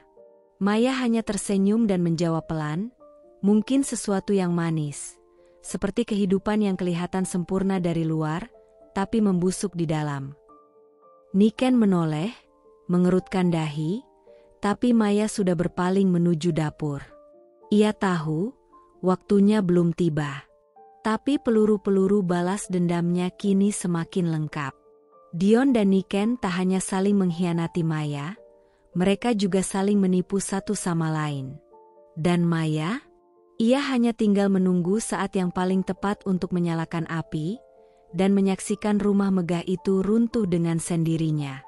Maya duduk di kamar sempit yang disediakan untuk pengasuh di rumah Dion. Meski hanya diterangi lampu temaram, sorot matanya tajam dan penuh tekad. Di hadapannya terbuka laptop tua yang ia sembunyikan rapi di bawah tumpukan pakaian. Folder khusus bertuliskan, "Kebenaran, terbuka," berisi bukti rekaman video perselingkuhan Dion dengan sekretarisnya, dokumen korupsi laporan keuangan perusahaan, serta tangkapan layar chat Niken dengan pria-pria yang memberinya uang sebagai imbalan cinta. Semuanya tersimpan rapi, sistematis, dan siap diluncurkan. Setelah memastikan jaringan aman, Maya mengetik cepat di mesin pencarian, "Jurnalis investigasi terpercaya Jakarta." Ia memilih satu nama, Raya Mulyani, jurnalis independen yang dikenal membongkar skandal besar pejabat dan pengusaha, memiliki reputasi kuat karena keberanian dan integritasnya. Tanpa ragu, Maya mengirim email dari akun anonim. "Saya punya bukti korupsi dan skandal pribadi seorang CEO besar. Saya ingin bicara, dengan syarat, identitas saya dilindungi." Tak butuh waktu lama, keesokan harinya, balasan masuk. "Saya tertarik. Lokasi dan waktu, Anda tentukan. Tapi saya tidak suka buang-buang waktu." Maya tersenyum tipis. Satu langkah lagi menuju keadilan. 3 hari kemudian, mereka bertemu di warung kopi kecil di pinggiran kota. Maya mengenakan masker dan topi lebar. Di hadapannya duduk perempuan dengan mata tajam penuh selidik. "Jadi, kamu yang kirim email itu?" tanya Raya singkat. Maya mengangguk lalu mengeluarkan flash disk dan meletakkannya di atas meja. "Semua ada di sini. Korupsi, penipuan, perselingkuhan. Dion dan Niken, 2 wajah dari topeng yang busuk." Raya mengambil flash disk itu, matanya tidak berkedip. "Apa tujuanmu?" tanyanya pelan. "Saya adalah Mala, istri sah yang dibuang, difitnah, dan diambil segalanya. Sekarang saya kembali sebagai Maya, bukan untuk membalas dendam, tapi untuk memastikan keadilan berdiri, walau saya pernah ditendang dari hidup mereka," ucap Maya tenang namun tegas. Tapi Maya tahu, membongkar korupsi bukan cukup lewat media. Ia butuh jalur hukum. 2 hari kemudian, ia menyamar sebagai pelapor anonim dan mendatangi kantor Krimsus membawa dokumen yang sama. Awalnya, para penyidik terlihat meremehkan. Namun setelah mereka membuka satu persatu bukti laporan keuangan fiktif, pemalsuan audit, hingga bukti rekening pribadi atas nama perusahaan, wajah mereka berubah serius. "Ini bisa masuk pidana berat," gumam salah satu penyidik. Malam harinya, Maya kembali ke rumah Dion. Ia tetap menjalankan perannya sebagai pengasuh Reyhan yang penyabar. Ia tetap menunduk hormat saat Niken menyuruh-nyuruh dengan nada congkak. Namun dalam diam, ia tahu, satu jurnalis kini tengah menulis laporan investigasi besar. Dan satu unit penyidik telah mulai menyelidiki jejak transaksi keuangan Dion dan Niken. Maya menatap dirinya di cermin. "Aku bukan Mala yang hancur lagi. Aku Maya, perempuan yang dibuang, tapi kembali membawa keadilan," bisiknya. Kali ini bukan dengan amarah, melainkan keberanian yang tak tergoyahkan.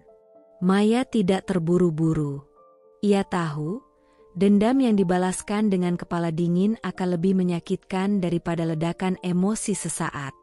Maka setiap hari, ia bermain di balik senyum dan tutur kata lembut, seperti racun manis yang menetes perlahan, tanpa terdeteksi. "Reyhan sayang," ucap Maya suatu sore saat menemani anak itu bermain puzzle. "Ibu kamu cantik banget ya.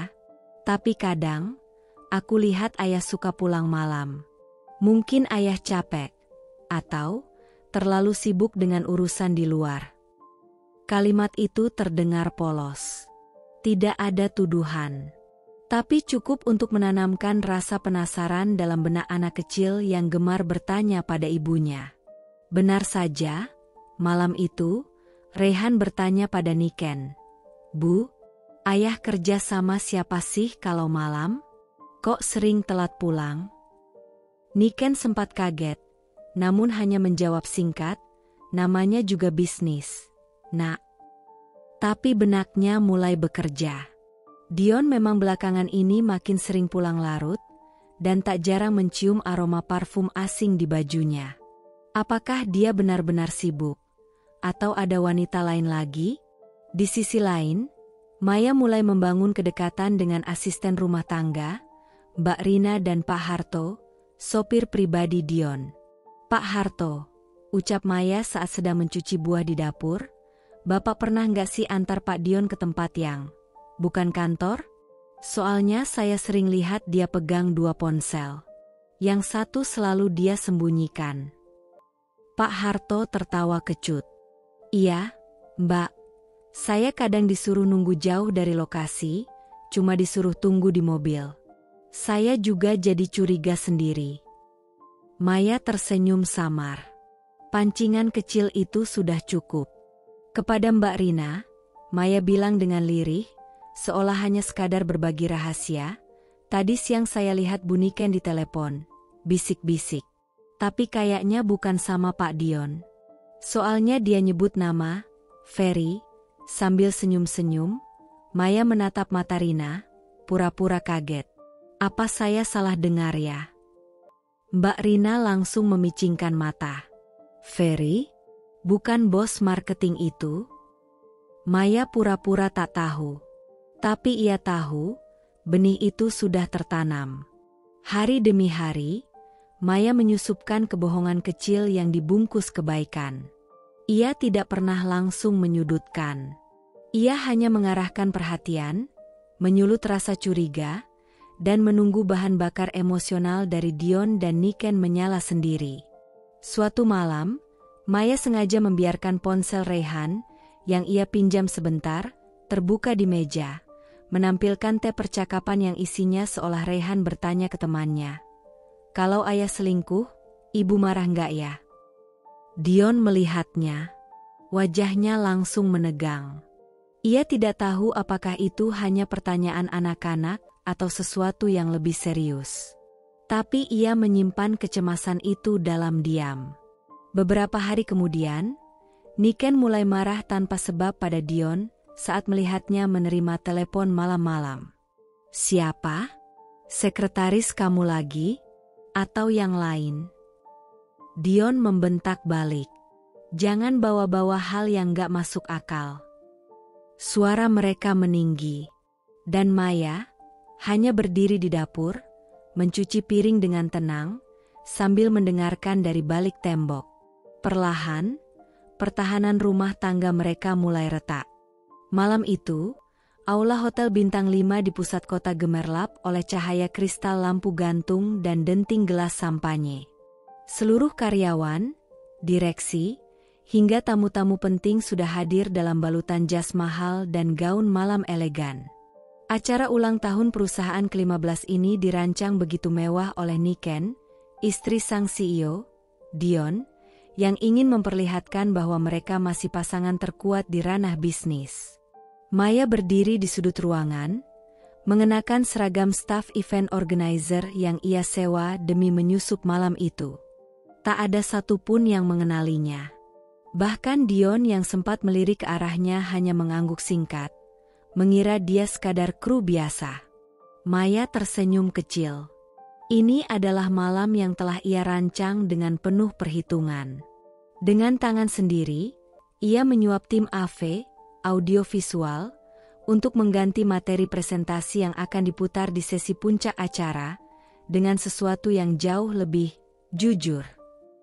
Pukul 20.45, setelah sambutan panjang dari Dion dan pembagian penghargaan untuk karyawan teladan, Niken berdiri anggun di panggung, mengarahkan senyum ke arah para hadirin.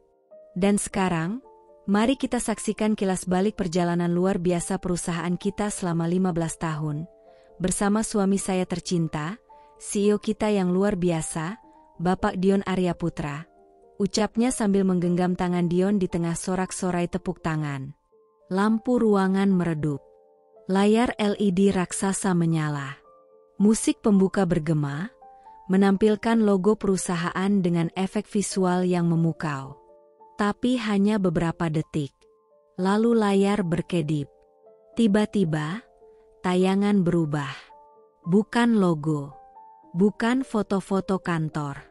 Melainkan sebuah video berdurasi 2 menit, rekaman dari kamera tersembunyi yang jelas menampilkan Dion tengah mencumbu sekretaris pribadinya di ruang kerja. Suaranya jelas. Nafasnya berat. Bahkan nama-nama yang diucap mereka tak bisa disangkal. Aku nggak tahan lagi kalau harus pura-pura depan Niken, ucap Dion dalam rekaman itu. Sekretarisnya hanya terkikik genit. Bilang aja terus terang kalau kamu udah bosan sama istri kamu. Hening. Dunia seperti berhenti berputar. Wajah Niken memucat. Dion berdiri membeku. Seluruh tamu menatap layar dengan campuran kaget, jijik, dan tak percaya. Beberapa menutup mulut, yang lain mulai merekam dengan ponsel. Tim AV pura-pura panik di balik layar, lalu cepat-cepat menghentikan tayangan itu. Tapi semuanya sudah terlambat.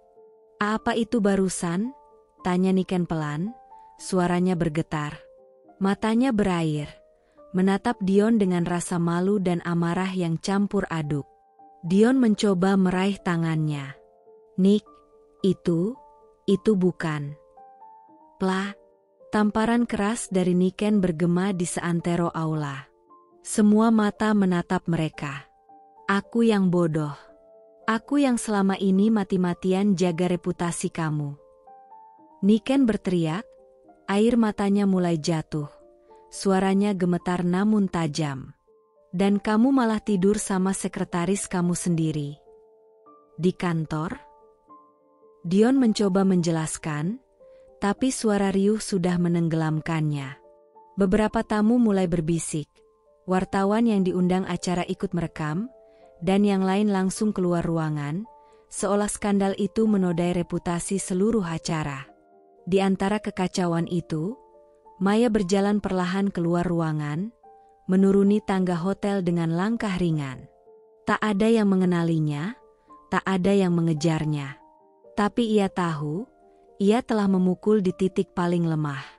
Pesta yang seharusnya jadi ajang pamer kejayaan, kini berubah jadi awal kehancuran Dion. Setelah pesta perusahaan yang berubah menjadi mimpi buruk, Dion tak bisa tidur semalaman. Wajah-wajah tamu undangan yang menatapnya dengan jijik, suara bisik-bisik pengkhianatan, dan tamparan dari Niken terus terulang dalam benaknya seperti kaset rusak yang tak bisa dimatikan. Pagi harinya, suasana rumah berubah mencekam. Dion mondar-mandir di ruang tengah dengan wajah tegang, sementara Niken duduk di sofa, matanya sembab, tapi kali ini penuh kecurigaan. Reyhan menangis di lantai atas, dijaga oleh suster, tapi tak ada yang sempat menenangkannya. Kamu pikir ini kebetulan, Nick? Videonya bisa tiba-tiba muncul pas acara? Ada yang sengaja nyebarin, ujar Dion geram. Siapa yang bisa ngatur tayangan segede itu kalau bukan orang dalam? Balas Niken tajam. Keduanya saling menatap dengan kemarahan yang sama. Tidak tahu harus menyalahkan siapa, tapi yakin bahwa pengkhianatan datang dari dalam rumah sendiri. Dan saat itu, kecurigaan itu jatuh pada satu nama. Maya, desis Dion. Dia baru kerja beberapa bulan, referensinya terlalu sempurna, terlalu bersih. Niken terdiam sejenak, matanya menyipit. Dia juga terlalu dekat sama Reyhan. Dan kamu nggak lihat? Dia sering ada di sekitar ruang kerjamu. Dion tak menunggu lebih lama. Ia segera memanggil 2 bodyguard rumah dan menyuruh mereka menggeledah kamar Maya. Seret dia kalau perlu, bentaknya. Namun saat pintu kamar Maya didobrak, ruangan itu kosong. Tempat tidur rapi. Lemari terbuka. Laci-laci kosong. Tidak ada koper, tidak ada tas, tidak ada sepatu. Seolah dia tak pernah tinggal di sana. Di atas meja, hanya ada satu benda, sebuah amplop coklat. Dion membuka dengan tangan gemetar. Isinya, salinan lengkap dokumen laporan keuangan yang sudah dipalsukan, kontrak fiktif perusahaan asing, bukti transaksi bawah tangan, dan sebuah flash disk kecil. Ada catatan singkat tertulis dengan tulisan tangan. Kalau kamu pikir aku cuma pengasuh biasa, kamu terlalu sombong untuk melihat kebenaran. Ini baru awal. M. Dion membanting amplop itu ke lantai, wajahnya merah padam. Dia bukan Maya, dia pasti Mala, gumamnya dengan suara bergetar. Matanya liar, keringat dingin membasahi pelipisnya. Dia kembali. Dia tahu semuanya. Niken memandang suaminya dengan campuran takut dan jijik. Kamu pikir bisa terus nginjak orang tanpa ada yang bangkit, Dion? Sementara itu, jauh dari rumah mewah itu, Maya, atau Mala, sudah duduk di dalam mobil travel menuju bandara. Ia membuka laptop kecilnya, tersenyum saat melihat salinan video, dan semua dokumen sudah berhasil ia kirim ke jurnalis investigasi dan polisi anti korupsi. Langkahmu sudah habis, bisiknya pelan, dan kali ini, aku tidak akan kalah. Pagi itu, langit tampak biasa saja di atas gedung mewah tempat Dion berkantor sebagai CEO perusahaan multinasional. Karyawan lalu lalang, sebagian belum tahu bahwa hari ini bukan hari kerja biasa, melainkan awal dari runtuhnya sebuah kekuasaan yang dibangun di atas kebohongan. Di lantai 25, Dion sedang duduk di ruangannya, mencoba menenangkan diri setelah kejadian memalukan di pesta ulang tahun perusahaan. Ia menyesap kopi yang sudah dingin, matanya tak lepas dari layar laptop. Tapi pikirannya tak fokus. Semuanya terasa kacau. Setiap email masuk membuat jantungnya berdegup lebih cepat. Setiap ketukan di pintu membuat napasnya tercekat. Tiba-tiba, suara sirene polisi terdengar samar dari luar gedung. Beberapa detik kemudian, pintu kantor Dion didobrak oleh tim kepolisian berseragam lengkap dan petugas dari Komisi Pemberantasan Korupsi. Dion Prasetya, Anda ditangkap atas dugaan tindak pidana korupsi, penggelapan dana, dan pencucian uang dalam skala besar. Anda berhak untuk diam, dan apapun yang Anda katakan akan digunakan sebagai bukti di pengadilan, ujar salah satu penyidik dengan tegas. Dion membeku. Tangannya gemetar, mencoba mencari ponsel di atas meja, tapi satu petugas langsung menahan pergelangannya. Ini salah paham. Saya bisa jelaskan, ujarnya panik. Saya dijebak. Semua ini fitnah. Namun borgol sudah diklikkan ke pergelangan tangannya sebelum ia sempat berdiri. Karyawan yang menyaksikan penangkapan itu hanya bisa terdiam. Beberapa mengambil video diam-diam. Seorang staf marketing menutup mulutnya, nyaris menangis. Bukan karena iba, tapi karena tak menyangka, sosok yang selama ini diagungkan ternyata bajingan berseragam jas. Di luar gedung, media sudah berkumpul. Mobil polisi berhenti tepat di depan lobi. Begitu Dion digiring keluar gedung dengan borgol di tangan dan kepala sedikit tertunduk, kilatan kamera dan teriakan wartawan langsung membahana. Dion Prasetya, benar Anda melakukan korupsi ratusan miliar rupiah?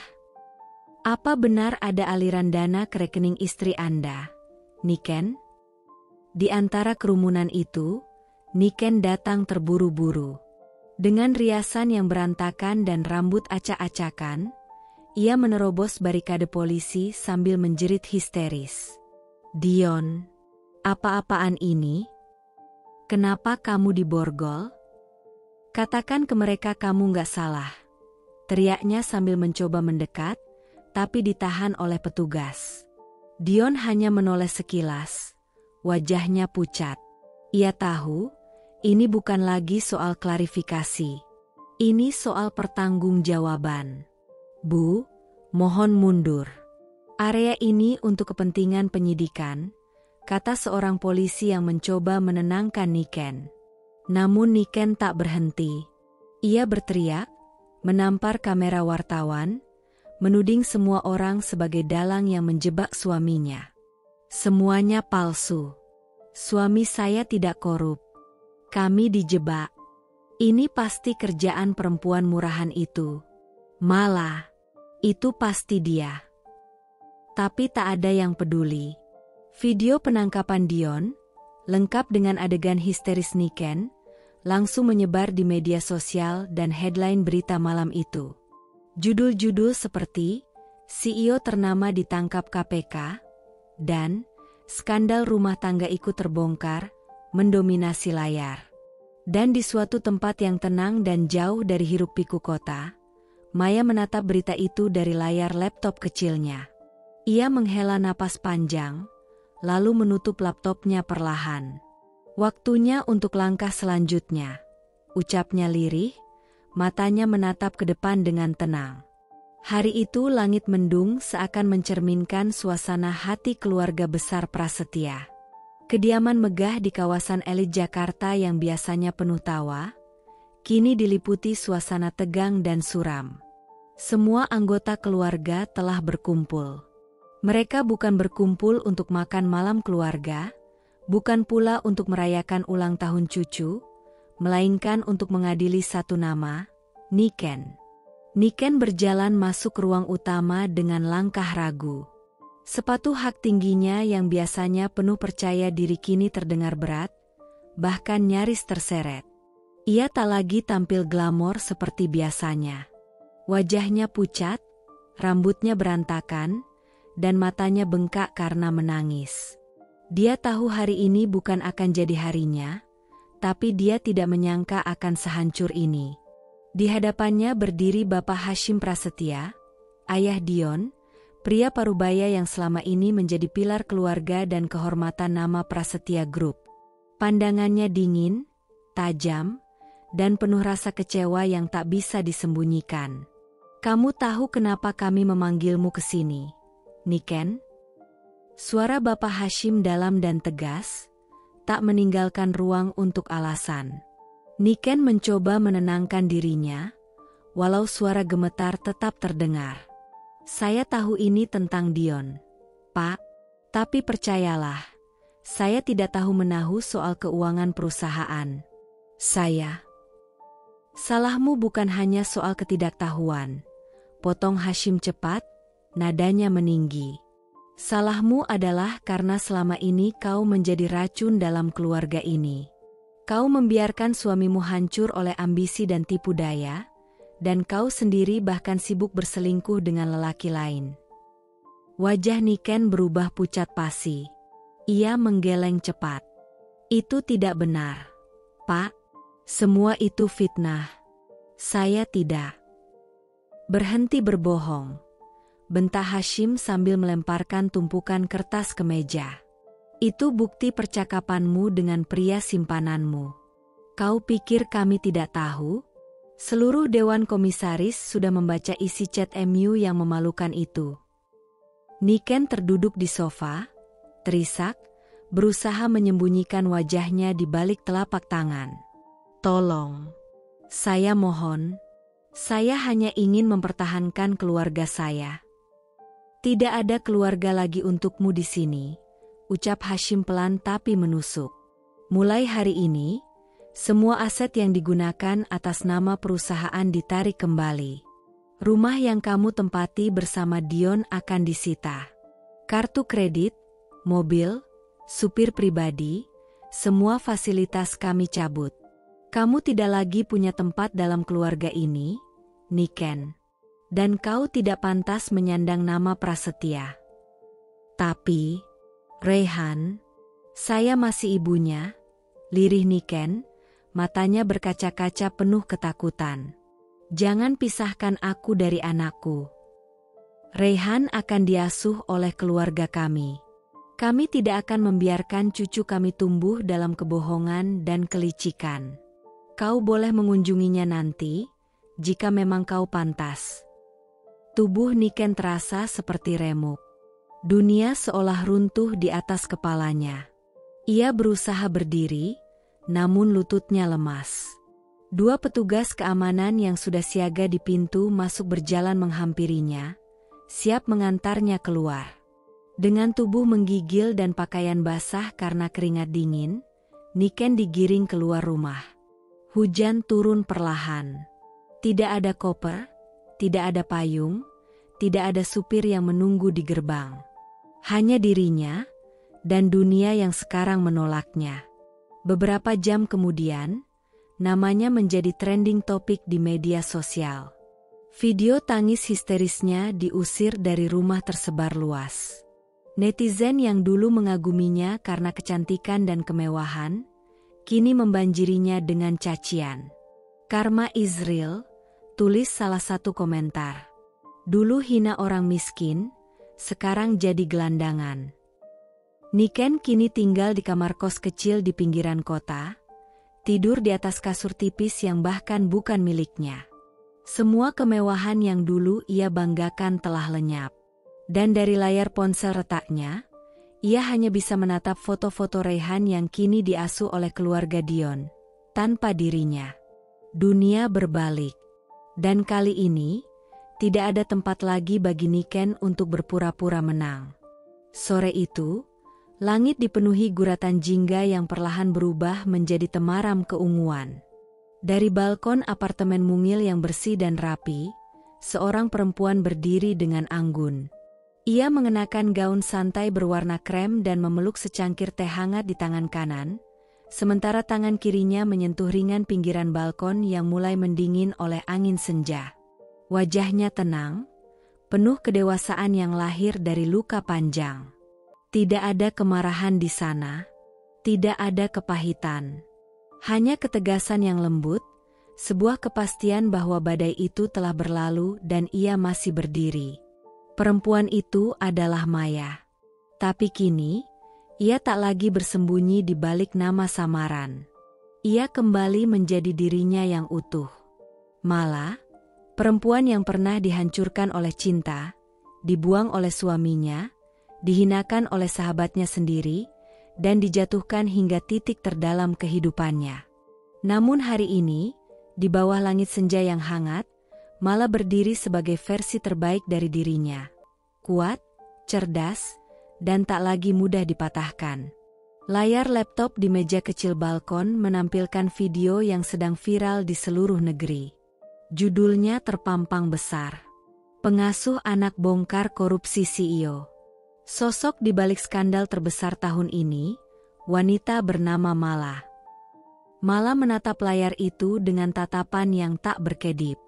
Video memperlihatkan dirinya, wajah tanpa sensor, berbicara dengan nada tenang namun penuh kekuatan. Tak ada dendam dalam kata-katanya, hanya kejujuran yang akhirnya diberi ruang untuk bersuara. Saya tidak sedang membalas dendam. Saya hanya membuka fakta.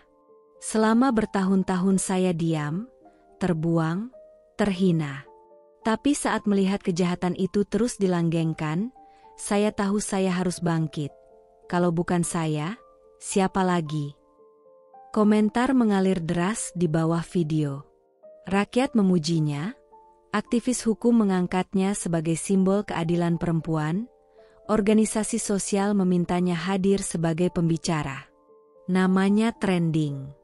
Tapi Mala tidak mengejar ketenaran. Ia hanya ingin satu hal, kebenaran. Ia menghela napas panjang, menghirup aroma teh dan udara sore yang bersih. Di balik semua kekacauan yang telah ia lalui, pengkhianatan, pengusiran, kemiskinan, upaya bunuh diri, hingga transformasi total dirinya, hari ini ia kembali menjadi manusia yang utuh. Bukan karena dunia berubah, tapi karena ia memilih untuk tidak tenggelam dalam luka. Ponselnya bergetar di meja. Sebuah pesan masuk dari produser acara televisi. Mala, Besok live interview diundang oleh Komisi Anti Korupsi. Anda siap? Ia tersenyum, mengetik singkat. Saya siap. Sudah waktunya suara perempuan yang dibungkam, diberi panggung. Sambil menatap langit yang mulai dipenuhi bintang, Mala menyesap tehnya perlahan. Dunia mungkin baru tahu siapa dirinya. Tapi ia sudah lama tahu, ia bukan korban. Ia adalah pemenang. Dan senyumnya sore itu adalah senyum seorang perempuan yang berhasil menjemput kembali harga dirinya, tanpa harus menginjak siapapun, tanpa harus berteriak. Cukup dengan kebenaran dan keberanian. Beberapa bulan telah berlalu sejak dunia mengetahui siapa Maya sebenarnya. Sejak itu, kehidupan Mala perlahan menemukan bentuk baru, bukan sebagai korban, bukan sebagai bayangan masa lalu, tapi sebagai pelita bagi mereka yang dulu senasib dengannya. Dengan uang kompensasi dari negara sebagai whistleblower, Mala mendirikan sebuah yayasan yang ia beri nama Rumah Luka Jadi Cahaya. Yayasan itu menjadi tempat berlindung bagi perempuan yang mengalami kekerasan rumah tangga, pengkhianatan, dan penelantaran. Di sanalah, para perempuan yang dulu merasa hancur, kini bisa belajar berdiri kembali. Ada pelatihan keterampilan, konseling trauma, hingga ruang aman untuk anak-anak korban kekerasan. Bagi Mala, ini bukan sekadar balas budi pada semesta, tapi juga bagian dari proses penyembuhan yang ia pilih sendiri, menyembuhkan dengan memberi harapan. Di tengah aktivitas padatnya, ada satu hal yang terus menggetarkan hatinya. Surat-surat kecil yang datang tanpa nama pengirim, namun selalu menggunakan tulisan tangan khas anak-anak. Surat itu ditujukan untuk ibu baik, dan ditutup dengan satu nama, Raihan. Anak laki-laki yang dulu diasuhnya, anak dari orang yang menghancurkan hidupnya, tapi yang tak pernah ia benci. Ibu baik, aku rindu pelukan ibu. Aku tahu ibu bukan orang jahat. Suatu hari, kalau aku sudah besar, aku mau ketemu ibu dan bilang terima kasih. Raihan. Surat-surat itu Mala simpan di kotak kayu kecil, satu persatu. Ia tak pernah membalas secara langsung, tapi setiap kali membacanya, matanya selalu basah, bukan karena luka, tapi karena harapan yang tumbuh diam-diam di sela puing yang pernah menguburnya hidup-hidup. Malam itu, Mala tidur tanpa air mata. Untuk pertama kalinya sejak bertahun-tahun lalu, ia bisa merebahkan tubuhnya tanpa dihantui mimpi buruk. Tidak ada rasa takut, tidak ada suara tawa Niken atau wajah dingin Dion yang mengusirnya. Yang ada hanya keheningan damai dan rasa syukur. Ia memeluk dirinya sendiri. Ia tahu, dirinya layak bahagia. Thanks for watching. See you in the next video.